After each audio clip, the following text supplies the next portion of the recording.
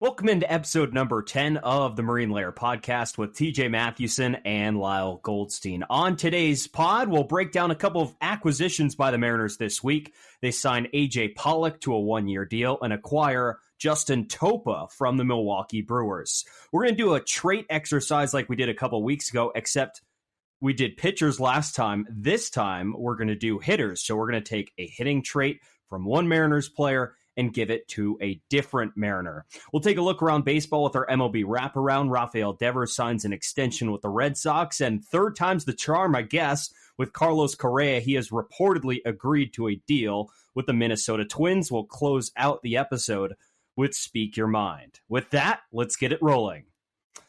And we welcome you into episode number 10. 10 episodes, Lyle, of the Marine Layer podcast. It's gone by pretty fast. We've, gotten this intro down, and 10 episodes. That's about 10 hours of content. Pretty good. I guess technically we could throw in 11 as well with the Teoscar episode. But, it kind of flies by, and next thing you know, maybe we'll be at 100.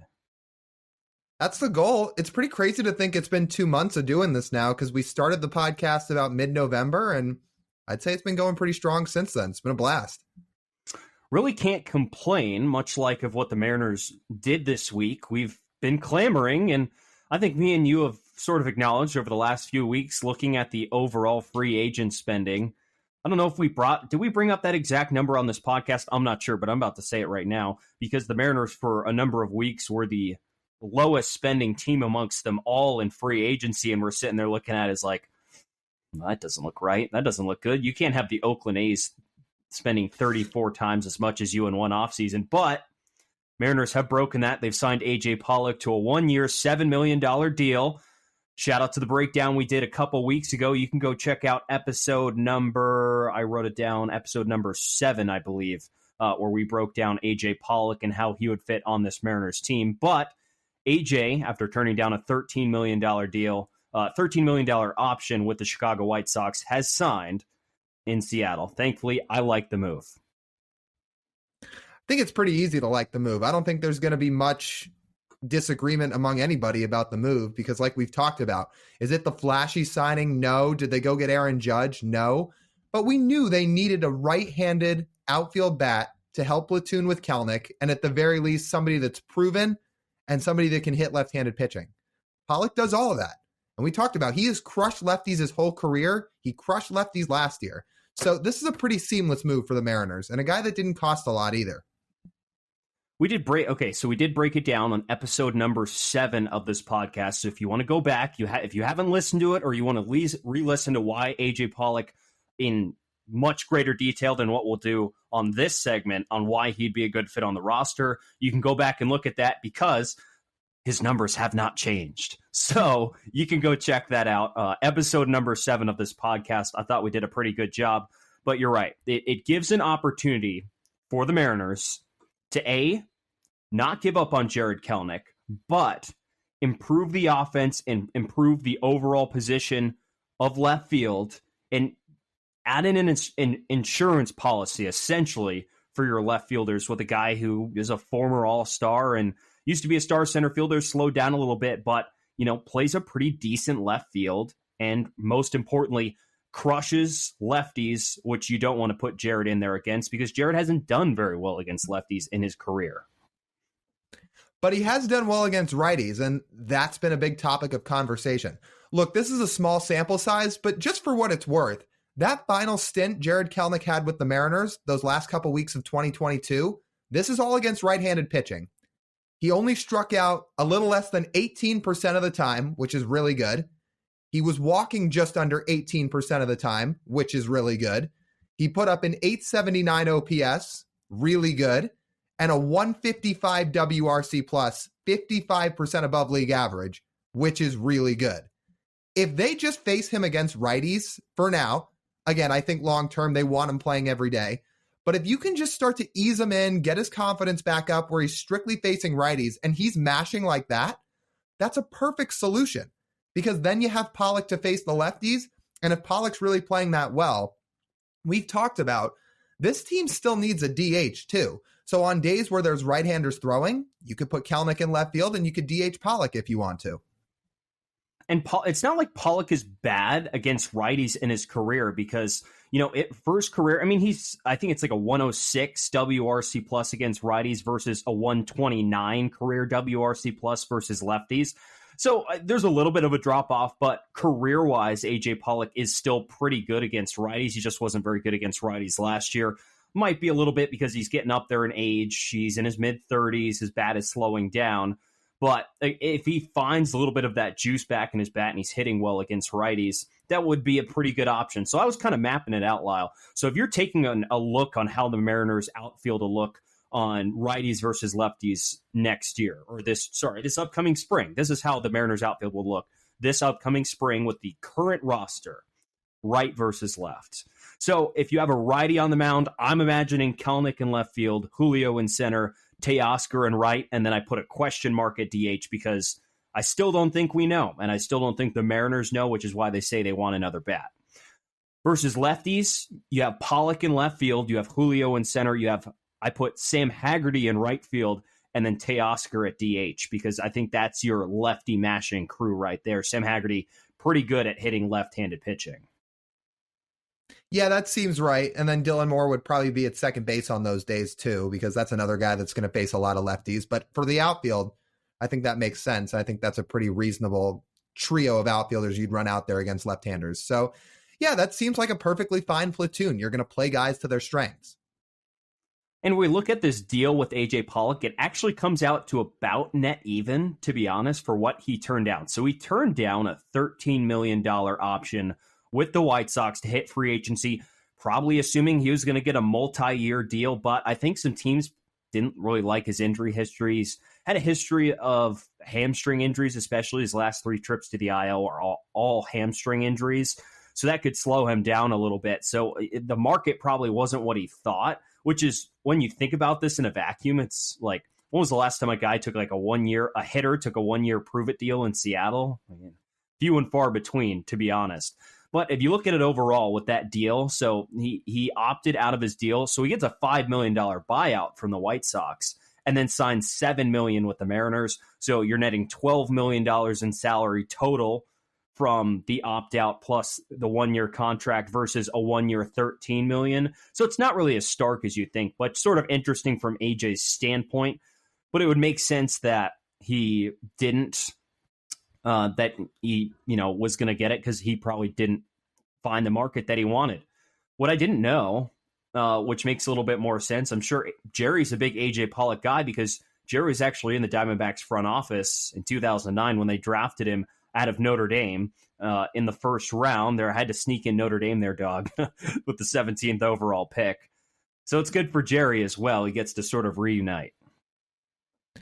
Yeah, and it's a guy that fits their system. Again, for all the reasons we've explained so far, along with the fact that, and I really can't stress this one enough, he's by no means going to win a Gold Glove in left field, but he is so much better than Jesse Winker playing defense.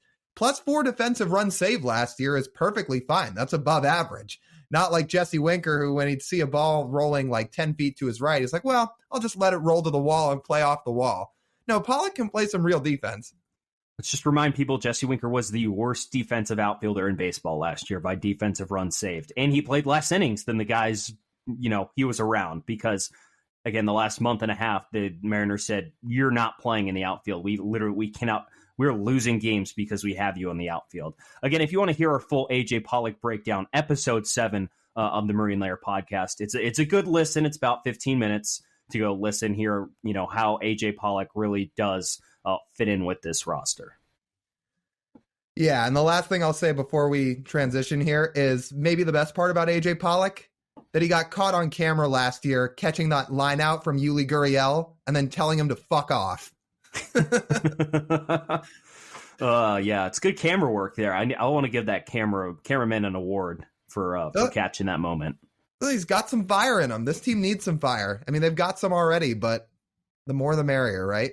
Well, we just complain so often how the Mariners as a franchise in the 2000s and the 2010s didn't really have any fire because they would never get in any altercations or any fights. Really, they wouldn't be too chippy. Besides the the Richie like a Richie Sexton here and a Milton Bradley there. I mean, it really wasn't too much, and we're just begging. It's like, please, God, please, someone start chirping, please. And it's finally happened a little bit. That's the one positive thing for Jesse. I thank him for that. Yeah, they tried to make up for 20 years of non-fights with one scuffle against the Angels last June.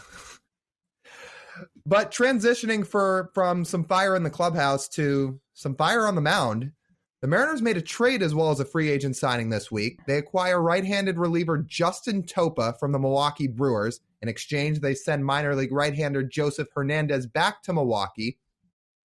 Topa's probably going to be a project. He's thrown less than 20 big league innings for his career. He has a he put up a 4.91 ERA in 2022. But as we know, when the Mariners make moves for some of these right-handed relievers, there's usually something that warrants it. And I believe with Topa, that's the case here. Yeah, as you mentioned, only under 20 career innings, and it's been a lot of injuries. He had a flexor tendon strain in 2021, and health has really been the name of the game for him. He's been in indie ball a couple times. I mean, he was drafted all the way back in 2013, a 17th round pick. He's been in indie ball a couple times, so he's been up and down. But if you look at the profile of him, it's pretty unique in it models itself after some successful types that we've seen.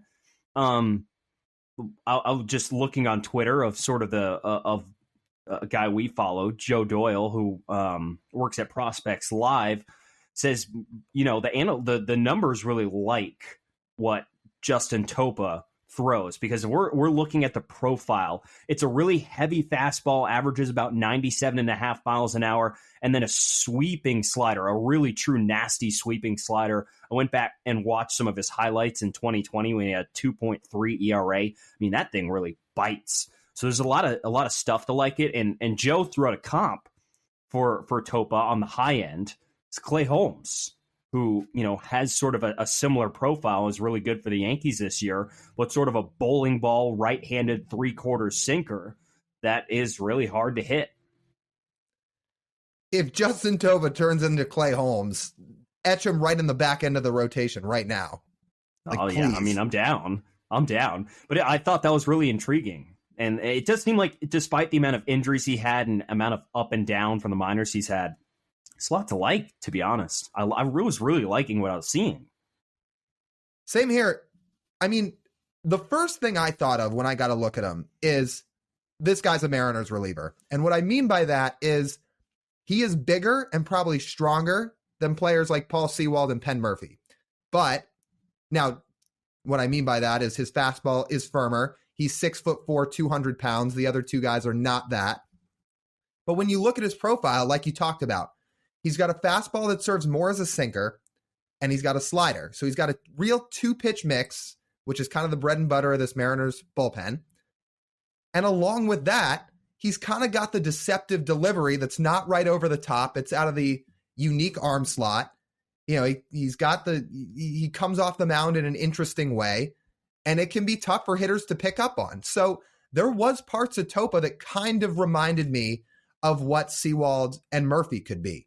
Now, Topa may start this year in AAA, but again, comparing him to Sewald and Murphy, Paul Sewald started 2021 in AAA.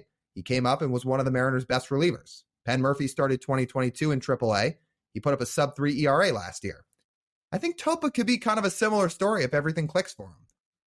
And it's just been sort of how Jerry DiPoto likes to build bullpens, and we agree with this philosophy because it's been proven true the last 2 years. You don't really need to invest too much in your relievers because, for the most part, relievers are very year to year. That's why, a lot of people are against giving relievers big contracts because it's like, well, Edwin Diaz, you had a 1.3 ERA this year, but 2 seasons ago, you were absolutely horrid, and we could see you being bad next year because, hey, you'll leave a couple of fastballs over the middle of the plate, a guy puts a barrel on it, and all of a sudden, instead of a 1.3 ERA, you have a 3.8 ERA, and you become that much less valuable.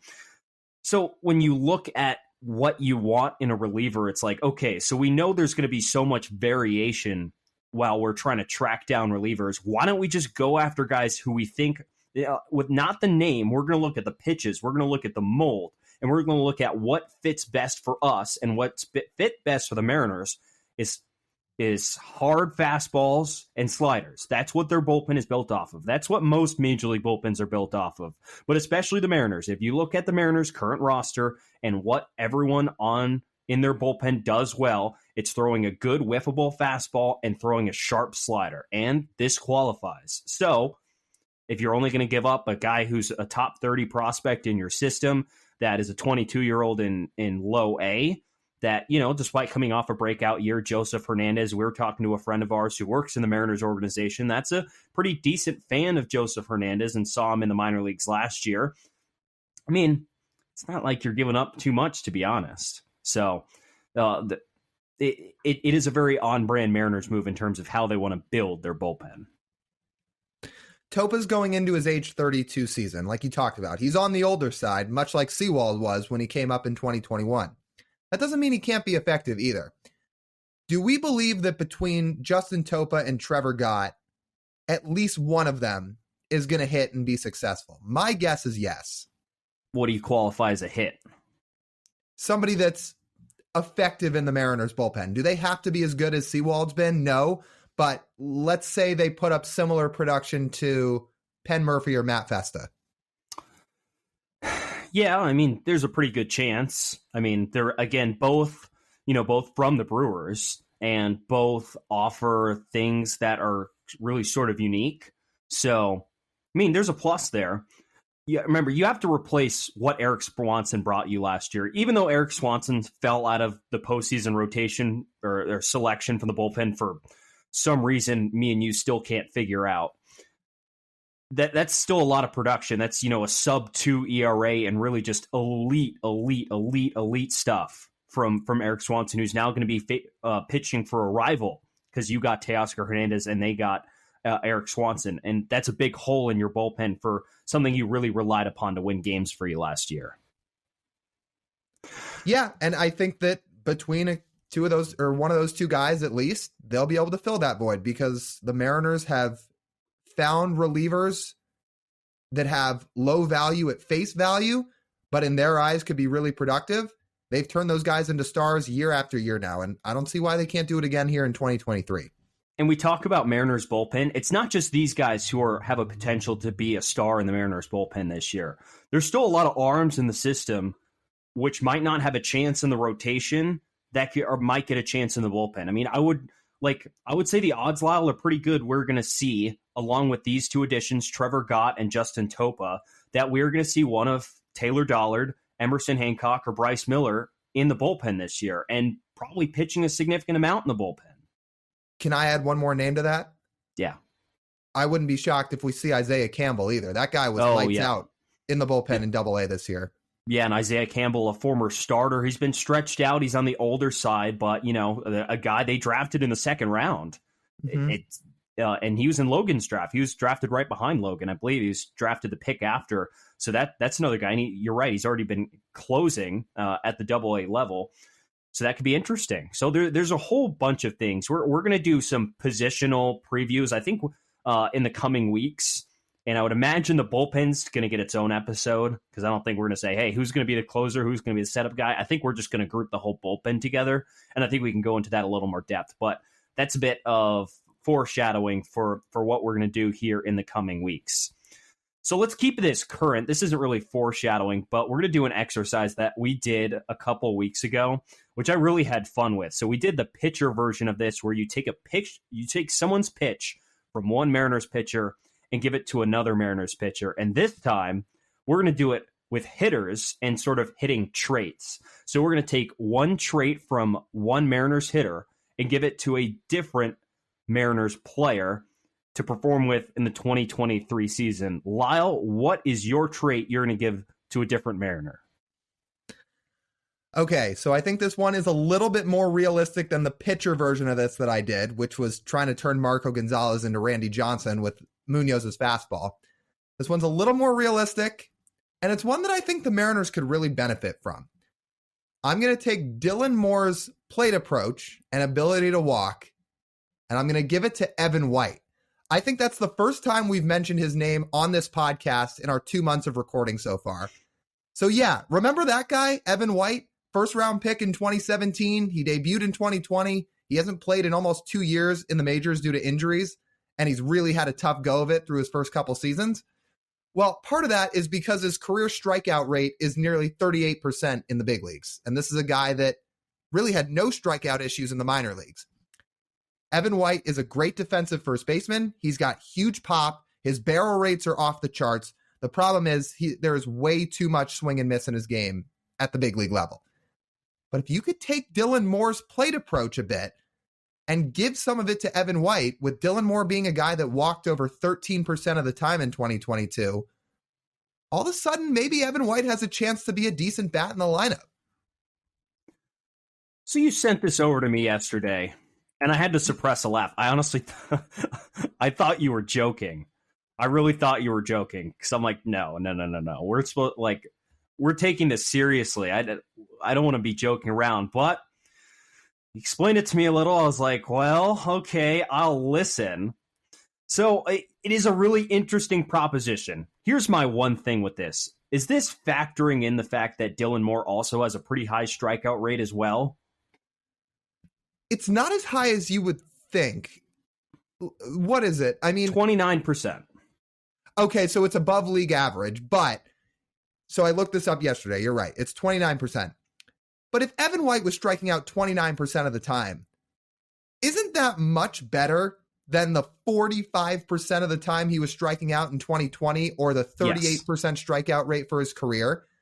I mean, if Evan White strikes out 29% of the time, and he's walking 13% of the time, and he's playing good defense, and he's crushing baseballs when he connects, doesn't that have the chance to be at least like a 2.5 win player? It does mold a little bit better, I will say. That thought did creep into my mind, though. I'm like, oh, Dylan Moore does strike out a little bit. But you're right. The big thing Evan White needs to fix is to stop striking out. I mean, that was his big crux. I remember when he came up, it's like, well, he's in the top percent of the league and hitting the ball hard. He just isn't hitting the ball very often. So that's the big key here. And notice you didn't use anyone's contact rate, because that's going to be mine. We'll get to that here in a couple minutes. So that one was already taken. But if you're going to add another option, it's like, well, why don't you add the best walk rate on the team in Dylan Moore? And kind of surprising for a utility guy like Dylan Moore to have that good of a walk rate. But, it'd be really good. And it'd be really good on Evan, because that's what first basemen do. They crush baseballs and they get on base. And that's what that would do. And hey, if that formula could put Evan White with an on-base percentage of .368 like Dylan Moore's is, I think there would be a lot less people complaining about Evan White, because the paranoia with me is that I think we're going to get the current version of Evan White on the roster if the Mariners don't get a DH here in the next, 3-4 weeks before pitchers and catchers report, because I don't like that version of Evan White. This version of Evan White would actually be an impact player on the Mariners with his defense. I mean, he wouldn't even have to mash 30 homers or 25 homers. I mean, you could probably settle for 15 to 20 home runs with, a .368 on base percentage, and with the amount of power he adds, I mean, you could slug maybe .450, and that's, a 2.5, 3 win player right there with his defense. And you'd say, yep, Ty France, you're now a DH, and Evan White can go to first. I mean, Evan White needs anything possible to help him get on base. If people don't remember, in 2021, it was a short sample size because he only played 30 games that year. Evan White put up an OPS plus of 23 that season, which is 70% below league average. I'm not even sure how it's possible to get an OPS plus that low, but he did. So whatever he can do to raise that OPS and OPS plus, you will take. And if that's taking Dylan Moore's walks, he'll take it, because combine it with some home runs and some good defense over a full season, can make to something. I'm going to look up Abe Toro's OPS plus or WRC plus here really quick, just so we can have some comparison. As I watched Abe this year, and I literally thought he was the worst player on planet Earth. He still managed a 62 WRC plus this year, and Evan White had a third of that. People like to get on Kelnick's case, and there is some warrant to it because he struggled his first couple of seasons, but it's been a while since people have seen Evan White on a big league field, because it's almost night and day when you look at Kelenic compared to White. Because Evan White, a guy that was also not as good of a prospect as Kelenic was, but a good prospect, and he really struggled. So if he could find any way to kind of find his form in 2023 when he gets back on the field, would be great. And if it can start with some walks, that's a good place to start. And we don't know how healthy he is either. Like, we haven't heard anything. It's kind of like Kyle Lewis. Those first two Jerry Dipoto first-round picks, Kyle Lewis and Evan White, I mean, injuries galore. I mean, just haven't been able to really figure it out. I would be okay if Evan White is a valuable baseball player on the 2023 Mariners, but he has given me nothing to latch onto or hope or have any optimism that he'll actually do so. So I guess that's a spring training problem, which we'll get to in about a month and a half from now when pitchers and catchers report. Okay, my hitter traits. This one's fun. I'm going to do J.P. Crawford's contact rate. J.P. Crawford's contact rate to Cal Raleigh. Man, what a baseball player that would turn into. So Cal this year struck out about the same amount he struck out about the same amount of time as Dylan Moore did, 29.4%. J.P. Crawford, who ranks in about the top percent of baseball in like whiff rate and K rate, stuff like that, 13%. Cal Raleigh with a 13% strikeout rate would be very elite. Is that just Johnny Bench? I did some comps. Want to hear the comps? Yeah. Okay. So I did it comp by Cal's exit velocity, his hard hit percentage, and JP's strikeout rate, which is those numbers. Cal had about a 91 average exit velocity, a 43.5 hard hit rate, and then JP Crawford's 13.3% strikeout rate. It's essentially 2022 Juan Soto with a 91 average exit velocity, a 47% hard hit rate, and a 14.5% strikeout rate. It's pretty good. And if you want to, Juan Soto that catches, I mean, yes, well, sign us up. I was about to say I did one more. Also a catcher, Alejandro Kirk, 90.5 exit velocity, 45% hard hit rate, 10% strikeout rate. Yeah, that's pretty good. That'd be pretty good for Cal. And man, I mean, that's really the only hole in his game. And what keeps him low is that he just strikes out way too much. He's got, a high whiff rate. He chases a lot, and especially from the right side. He's just not really as good from the right side. But if you give him, JP's swing and miss, for as much we trash on JP, and I saw him working at Driveline the other day. Credit to you, JP. Get that power up, get a better swing, because his swing mechanically towards the end of the year was really struggling.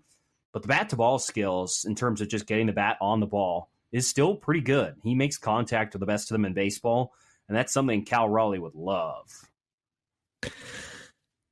Look, Cal Raleigh put up an OPS plus of 122 this past year. That's really good. If he starts making contact at J.P. Crawford's rate, and he starts to rack up some more hits as time goes on, because again, we don't really care about batting average on this podcast, but just for reference, Raleigh hit 211 this year.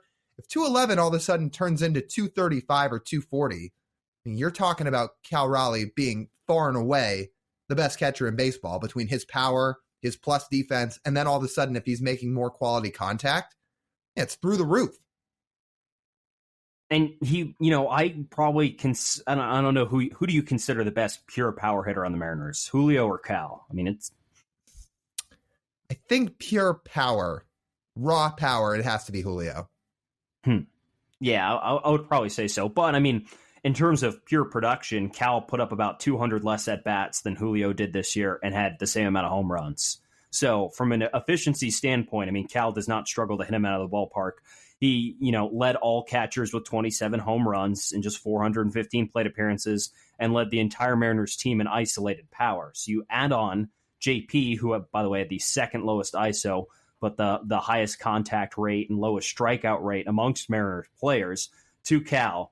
It's a pretty deadly combo. I can't complain. Let's see it.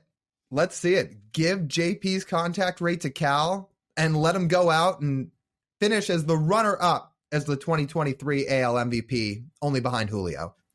So what would his extension look like, as we were talking about last week, if that was it? I mean, we're probably talking he's cracking $300 million, if that's the case. With Scott Boras as his agent, yeah, he's getting like 8 years for $250 at least. Yeah, man. I mean, this is a really fun experiment. I really do enjoy doing this because we can really dream about this, about how good Cal could possibly be. Cal will never strike out just 13% of the time for the amount of over the fence power that he has, but it's cool to speculate about, I will say. One can dream. And let's just say this, if you're listening and you have any hitter traits that you want to take from a Mariner and give to another Mariner, let us know. Go follow us on Twitter at MarineLayerPod and tweet us your answers. What Mariner trait do you want to see given to another player? Because it is a fun exercise, and I've enjoyed doing this too because it's fun to dream, and one can dream. Let's move on here to our MLB wraparound. Well, TJ, we've got pretty brand new news as early as today. Third time's a charm, like you said in the open, for Carlos Correa. We think he has finally found a team, and we believe this saga is over. Reportedly, Carlos Correa is returning to the Minnesota Twins on what is a 6-year, $200 million contract. It can max out at 10 years for $270 million. Is it finally over? Well, we were just talking about experiments. I think Correa was experimenting with teams here in free agency. We will never see this again. We will not.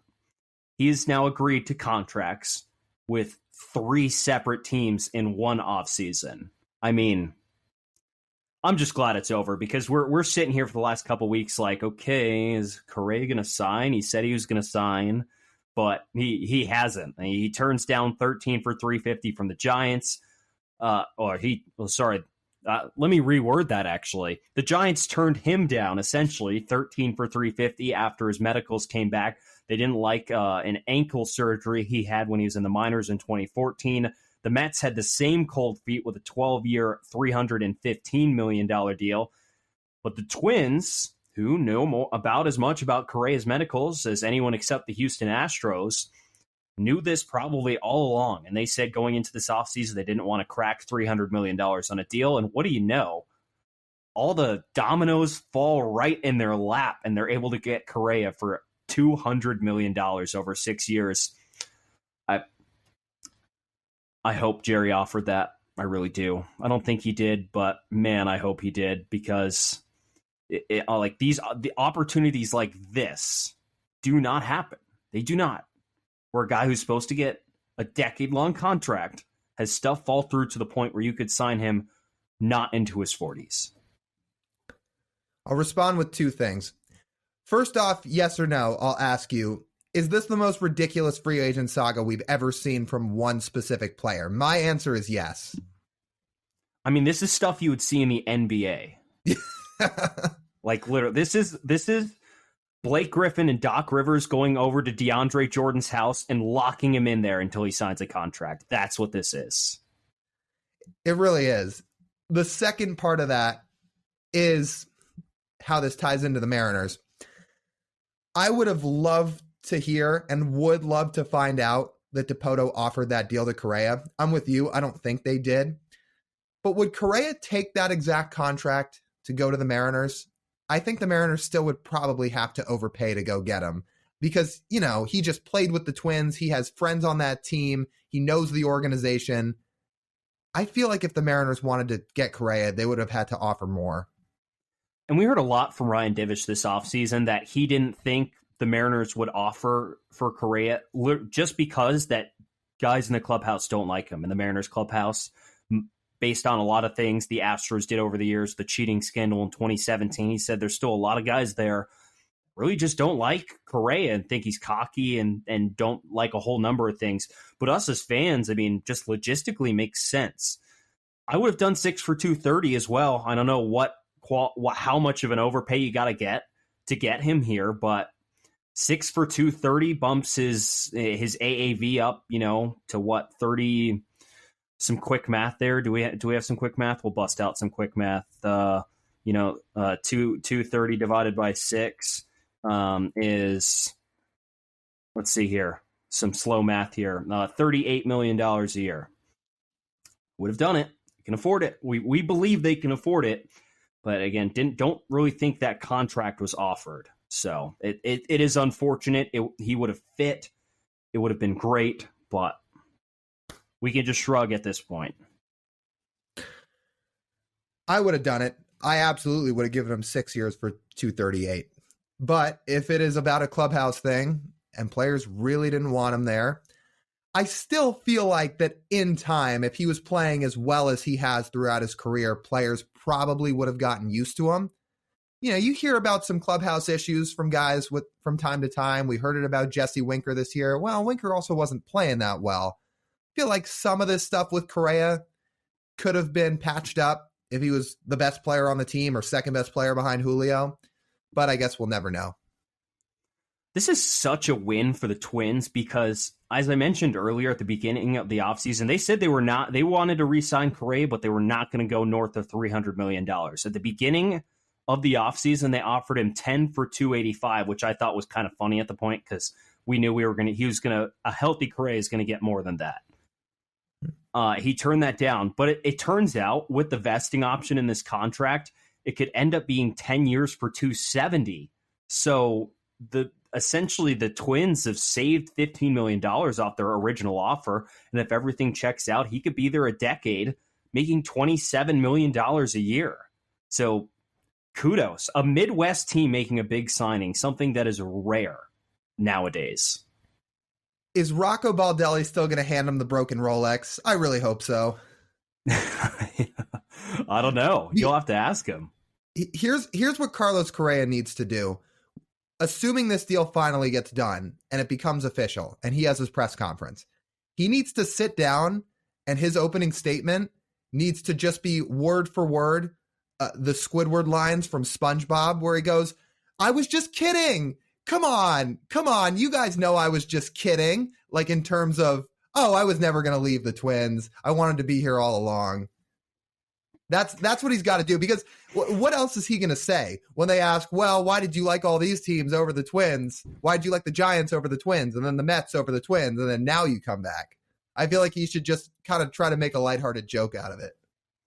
Which he probably will. We'll probably get some quotes with that when spring training rolls around. So let's mark down like the official docket of Correa's offseason. They had one team announce a press conference for him. A separate team's owner talked about him on the record publicly, that he was very excited to have him on their roster, and he signs with neither of them. Unbelievable. That is really unbelievable. We will never see this again. Never. It is absolutely insane.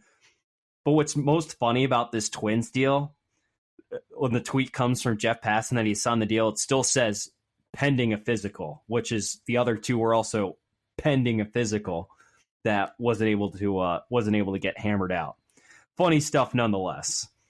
Another big name gets signed not to a free agent deal, but a long-term extension for Rafael Devers, 11 years, $331 million to stay with the White Sox. Last week, he agreed for a $17 million deal to buy out his arbitration this year, and now he will be with Boston for the foreseeable future. A move, personally, I was like, this is literally the only move you can make. You can't let Rafael Devers walk out the door in free agency.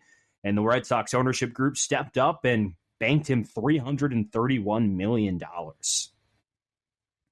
Third time's a charm for the Red Sox, too. They didn't keep Mookie. They didn't keep Xander Bogaerts, but they do keep Devers. And Devers is only going to be 26 years old. So, yeah, it's a 13-year deal, $331 million, but he is essentially a Red Sox for life.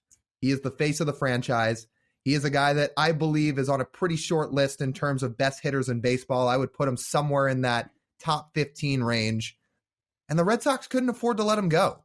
He is too valuable, and they've let too many other guys go at this point to let him go. They had to do everything possible to keep him in town, and they did. And with a big market like Boston, you're really just kind of shocked the fact they let two franchise cornerstones just walk. But if you think about it from this point, with both Bogaerts and Devers going to be free agents this offseason, or Bogaerts this offseason, Devers next offseason, it's like, well, you got to keep at least one. I do think they paid the right guy. You paid the younger guy. You paid the better hitter. He sucks on defense. Like, let's just be honest. Devers is probably going to end up at first base. But, Xander's not going to age very gracefully at shortstop for as big as he is. And we already talked about his defensive numbers, which aren't fantastic.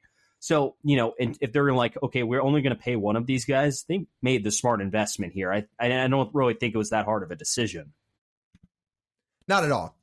Devers has had 3 top 15 MVP finishes in 4 years. He's made back-to-back All-Star games. He has a Silver Slugger. His OPS Plus has been above 133 of the last 4 years, and it was a career high at 141 in 2022.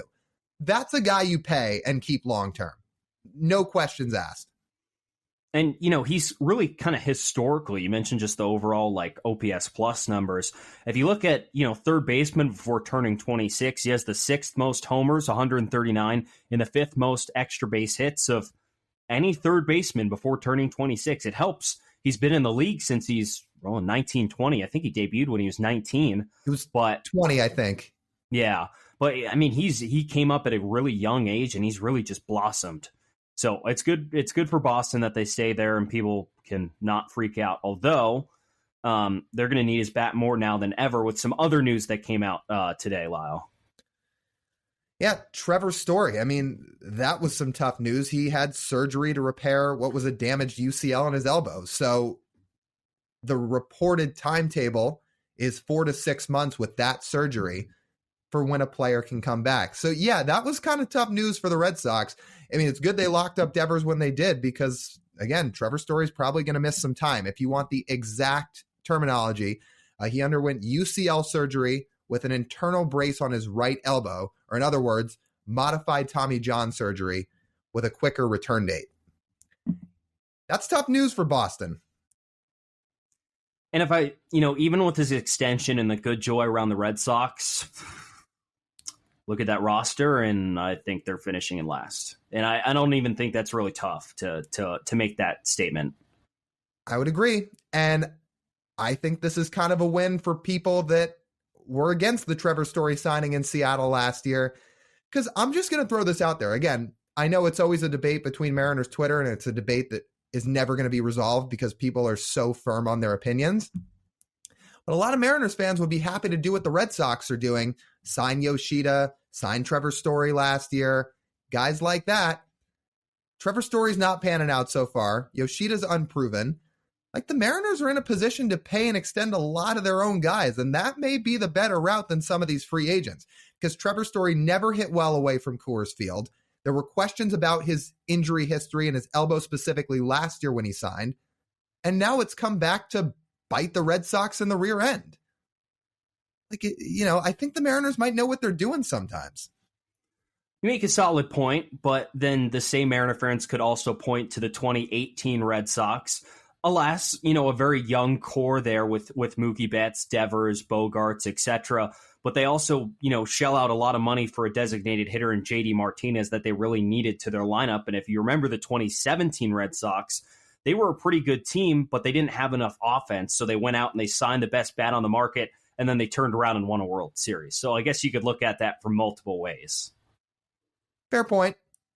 I'm just providing one perspective. That's all. And I saw some people talking about it today. Yeah, I mean, you make a solid point, especially with Story. I think the one that got away, which is for a lot of teams, is, despite the fact he got 7 years, it's Marcus Semien. I mean, I think if that's one we're going to lose sleep over, I think that's the one we can agree on. Yeah, I mean, there's not a day that goes by that I don't wish Marcus Semien was on the Mariners, but the Rangers paid him a whole lot more than the Mariners were willing to offer. So that's a topic in itself. Final topic here on the MLB Wraparound. The Phillies made a trade this week. Left-handed reliever Gregory Soto traded from the Tigers to the Phillies. Soto goes to the Phillies along with Cody Clemens, Nick Maton, Matt Vierling, Donnie Sands go back to the Tigers. So Gregory Soto has an interesting profile. He's a hard-throwing left-hander that's made back-to-back All-Star games. But is he really that great of a reliever? I'm not sure how well this trade works out for the Phillies. What do you think? Well, he's been an all-star because the Tigers have no other good players on the roster pretty much. So he's the default when, every team's got to have one. So you just let you go default, you go reliever, usually. So Soto's interesting. I mean, if you sort of look at the build, he's kind of similar to Jose Alvarado, who's just an absolute stud with the Phillies, except Alvarado gets way better results. Soto throws about, 98 fastball sinker from the left side and throws a slider too, which doesn't really profile that well. It doesn't move a whole lot, and it gets hit around the ballpark a little bit, as opposed to Alvarado, who, pretty much only throws hard stuff, sinkers, and it really works well. But both, big, hard throwing lefties, and the Phillies probably just see something there they can develop a little bit. And to be honest, they didn't have to give up that much. I mean, I don't know a whole lot about the other guys that, were traded here, but they didn't really have to give up too much, to be honest. The Tigers basically just got some versatile pieces back in return. Now, to be fair, in a short sample size this year, Maton actually had a good year. He put up a 138 OPS plus across 34 games. Vierling wasn't great. He had a good start to his career, but his first full season didn't go all that fantastically. But the Tigers just kind of need anything at this point. Trading Gregory Soto makes sense for them because whether he finds his form again and has a really good 2023 or not, a reliever is not going to make or break that team. They're way too far away from contention. So trading him to a team that can use some bullpen help makes sense. Again, my only thing with Soto is he put up a 3.28 ERA this year, sure, but his xERA was 4.08, his xFIP was 4.58, his K per 9 was below 9. Hopefully for the Phillies' sake, they can kind of unlock some things with him and find his best form because he is a hard-throwing left-hander, that's for sure. But I think he is not as great as what meets the eye of the casual fan. Well, whenever you have a lefty who throws 98, of course, you're going to be like, well, there's going to be something to work with here. Maybe the Phillies change his slider grip or something, and all of a sudden he has a devastating slider opposed to the one he normally throws. It's just kind of odd, a lefty who throws 98 to have such a low K per 9. But, again, maybe the Phillies just think there's, something there they can unlock. I always love to think about this, Lyle. The Mariners started their rebuild after the Tigers did. Like, a full season after the Tigers started their rebuild, essentially. And the Tigers don't seem any closer to breaking 500 as the Mariners are to, reaching the divisional series next year, which I sometimes pause and think about that. So there's something to be thankful about. Again, there's a lot of people out there that still like to give Jerry Dipoto a hard time. When you look in perspective of this rebuild, they had one really awful year in 2019. In 2020, yes, they were below 500, but by technicality, they were in playoff contention in 2020.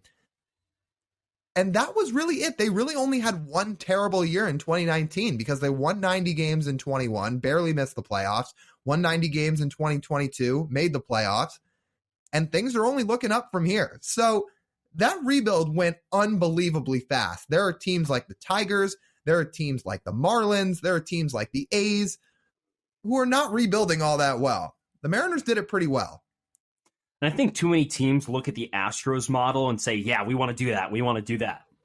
The problem is you would need to have the number one overall pick, I think 3 of 4 seasons, what it was for the Astros, 4 straight 100-loss seasons. That hurts you financially so much. And I mean, yeah, just wouldn't fly in a lot of places. So it's just kind of a hard sell. But the Tigers, whether intentionally or not, I mean, are not getting very close to contention. So there's a couple of things to be thankful for. I'll throw the Royals in there too. They're doing the same thing where it's just like wins just aren't there. So it's interesting. And I think Gregory Soto in Philadelphia is going to be interesting as well. Let's close out the show now with Speak Your Mind. Okay, Lyle, for this week, what is on your mind? Okay, I've got 2. I'll start with one. And the first one is just, I'm so tired of the rain. You would think living my whole life in Seattle, you'd get used to it. But when you hit the dog days of winter, I mean, you're just so ready to be done with it. It's such a mood killer.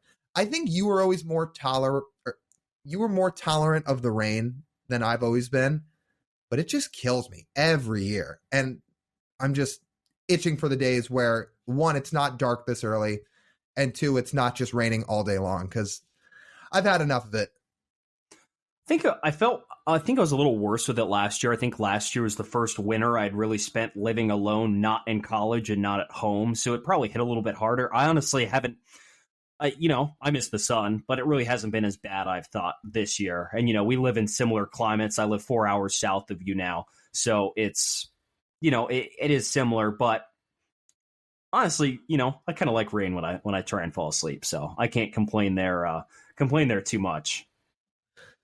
I guess. I mean, maybe it's easier to fall asleep to the rain, but throughout the day when you'd love to just step outside or really do anything, it just makes it kind of hard. Lucky you, dog. We'll be in Arizona in a month, so there's your sun. Well, that sounds nice. Get some sun. Are you practicing your golf swing? Well, I might have to start, but again, if it's raining all the time, when am I going to do that? So we're supposed to play a par 3 as a group. We're going to I think we're going to, in our Speak Your Mind segment the week after, Lyle, I think we're going to have to do a breakdown of how we shot on the golf course, because I'll tell you, I have not swung a golf club on grass in a long time. So we might have a lot to break down. Okay. I'm okay. I played a decent amount during the COVID days, but it's been a while since I've played. I think I'm not going to be good, but I feel like I won't have to come on here and say that I shot at 200 or anything like that. So if there's water, my ball is going in it. I almost promise. It's either going in the water or it's not getting off the ground. Yeah. So I'm, maybe I'll practice. Maybe I'll go get some putt in and practice sort of the rotation, and then just adapt it for like a pitching wedge on a par 3. Well, there we go. Like I said, we'll definitely have to do a report on it. I hope I'm not jinxing myself here. I think I'll be fine to hold my own, but that'll be a fun report in about 4 or 5 weeks. Yeah, hopefully we don't have anything for the loser, because I would really be worried for myself, because I don't want to do anything stupid because I'm shitty at golf. My first Speak Your Mind this week, I've spent a lot of time, not on this podcast, but in general, trashing the Corvallis food scene. I live here in Corvallis. And I spent time just saying, I think the food kind of sucks here. And that's why, I look forward to going home and eating food in, in a bigger city, because there's just better food in bigger places. But, I've made it a point to try and go out and eat every Saturday and go try somewhere new. And I've honestly, that's probably what I needed to do, because I've honestly found some pretty good food. So, hat tip to that. So what have you found? I know your go-to place is that Korean barbecue place, but that's Hawaiian barbecue. Or Hawaiian barbecue. Yeah. But that's usually what you're reporting on, and I don't get to hear much else. Yeah. I've been to a couple burger places, kind of hard to screw up a burger. So those places were pretty good. I went to a deli 2 weeks ago or 3 weeks ago because of Christmas. The Hawaiian barbecue, my number one's Chipotle, obviously. Actually, but I haven't been to Chipotle. Hot seat Chipotle since they started charging for like double rice and double beans and such, which is just an absolute abomination that you charge like $1.50 for extra rice. So I probably won't be going to much Chipotle then anymore with their already skimpy servings. I mean, I do think that's some bullshit, but why don't you just get the single rice and not do double rice? Because sometimes I want something more filling without paying for extra protein. All right, fair enough. Because I could pay for like double chicken, but then I'm like, paying $11 for a bowl, and I'm like, well, double rice is free, and it like gives the impression to your body that you're actually eating more without like adding on too many more calories. So I don't know. It is good, but I got some more places to try here, so I'll try and make the rounds, and I'll report back if anything is exceptionally shitty or exceptionally good. Well, I'm looking forward to hearing about it. Let's put it like that. Okay, second Speak Your Mind. I think we're about to both go sports related here, which we do a lot, but you know what? We're in the season where there's a lot of sports going on. The Seattle Seahawks, a team that, like we've talked about on this podcast, we are also a fan of, along with the Mariners, pulled off what was pretty oh my goodness, I can't speak today. What was really a miraculous Sunday in what was a situation where they needed to win, and have the Lions win to get into the playoffs. Both happened. The Seahawks win in overtime against the Rams at home in what was a nail-biting final game of the season. And then on top of that, the Lions go into Lambeau Field against Aaron Rodgers in a game and type of situation in which he almost always prevails. The Lions win that game. And just like that, the 9-8 Geno Smith-led Seahawks in their first season without Russell Wilson are going to the playoffs. That's pretty cool. And at the end of that Lions game, I mean, the Lions score a touchdown and they go up, I think, 4 points. They were up 4 points, I think. And then Rodgers he's taking the field on his final drive. The camera's following right behind him, that NBC camera. I'm like, well, he's going to drive them down. They're going to take the lead on a touchdown, and Lyle and I are going to be disappointed by watching that happen. And he throws a pick on the second play of that drive. I'm like, whoa, this is actually reality. And then the Lions go down the field and ice it. I remember how I felt in March, man. I mean, I was like, when are we going to make the playoffs again? It's like, I don't know. I'm like, the roster's bad. We don't have a quarterback. Man, it's just what's next? Like, I don't know. It was so dark. It was so dark. And now the Seahawks not only will be making the playoffs, they'll be picking number 5 in the draft, thanks to the Russell Wilson trade. I think there's a pretty clear winner on that Russ trade, as we were like, man, what do the Seahawks have to do to win this trade? I think they've managed to do that in year one. They're going to be playing in the 1:30 window on Sunday, and Russell Wilson's going to have to sit on his couch and watch from afar. Wait, do they not play Saturday? I thought it's Saturday. Oh, did I say Sunday? It's Saturday, sorry. Okay. Yeah, I just wanted to make sure I had my own schedule right. Yeah, that is a fun scene to think about, that he's going to sit down and say, yeah, that's the team I wanted to leave. I am still a little sad, and now I'm totally nitpicking. Just full disclaimer, I am totally nitpicking that the Seahawks lost the ability to pick 3rd and move to 5th, because the chances that Jalen Carter or Will Anderson seem much lower now. Mm-hmm. But that being said, if you told us the day Russ got traded in March that don't worry, the Seahawks are still making the playoffs and the Seahawks are going to pick within the top 5 thanks to the Broncos, we'd be like, this is the greatest day of our whole life. And just the way it happened too, you beat the Rams to get to that 9th win. You've never been able to beat Sean McVay, who, by the way, might have just coached his last game in the NFL on Sunday. Rumors galore about him retiring. I mean, if you're able to, you get your top 5 pick, Sean McVay retires, and then you play a playoff game where you could potentially upset the San Francisco 49ers, your arch rival, within the span of 2 weeks. I mean, wow. I mean, I'll take it. That's pretty good. Now, I think the odds of the Seahawks winning are pretty low. That Niners roster is loaded, but it is hard to beat a team 3 times in a season. So we'll keep our fingers crossed. Yeah, we will. It'll be interesting. And the weather is supposed to be rainy and crummy. There's been a ton of crummy weather in California this last week or so, with that storm coming in off the Pacific Ocean. So never say never. If it muddies down, everyone slows down, the game gets tighter. So we'll never say never. All right, now to the other football for my final Speak Your Mind. There was a quote I said when I was home New Year's Day, 10 days ago, or New Year's Eve, actually, technically. Lyle and I are sitting in my house and we're watching the playoff games. And it's Georgia, Ohio State. And this is essentially an apology to Stetson Bennett, Georgia quarterback, now back-to-back 2-time national champion. Stetson threw a pick in the first half of that Ohio State-Georgia game in the semifinal. And I got up off my couch and I screamed at the 25-year-old 7th-year quarterback, I think, 7 years. Yep. Get a job. At the top of my lungs. I think I might have said, get a fucking job, Stetson Bennett. But Stetson, from that point, outscored Ohio State, let a go-ahead touchdown drive, and put down one of the biggest beatdowns I have seen on any team, regular or postseason, in any sport ever yesterday during the national championship. 65-7, the largest margin of victory of any national championship or any bowl game, period.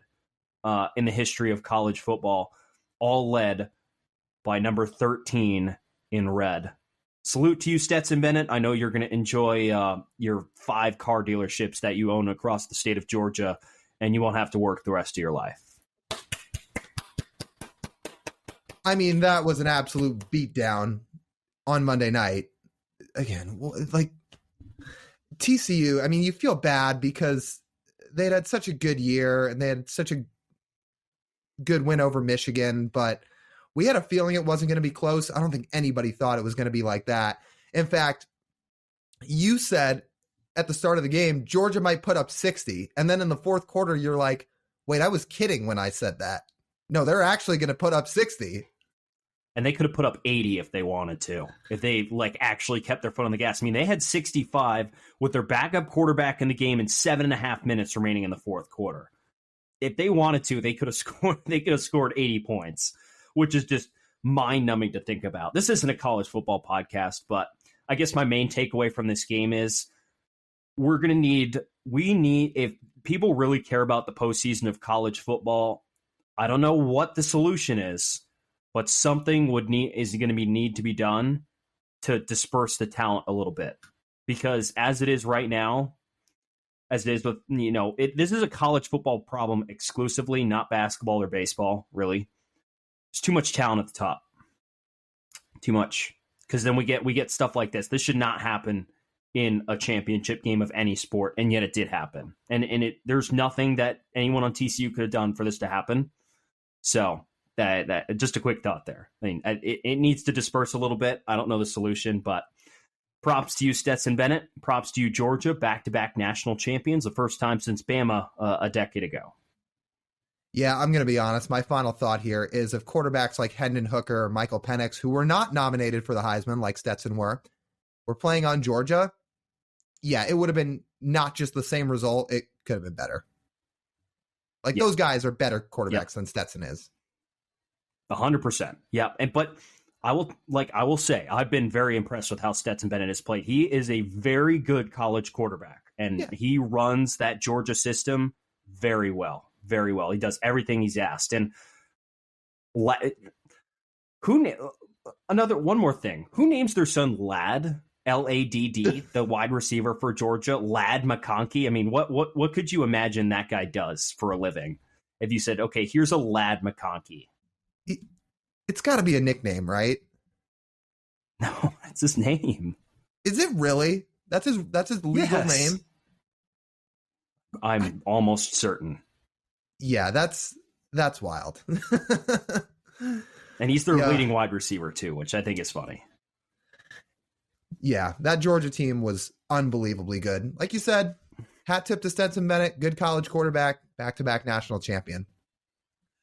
Meanwhile, for us, that'll just about wrap up this edition of the Marine Layer podcast. If you guys want to continue to follow us, you can listen to the full podcast on Apple, Spotify, Google, Amazon, or get the video version on YouTube. If you want to follow us on social media, we're on Twitter, Instagram, TikTok, and again, YouTube. We do a bunch of YouTube shorts. You can follow all of our channels across those platforms at Marine Layer Pod. For TJ Mathewson, this is Lyle Goldstein. We thank you as always for tuning in. We'll talk to you guys next week.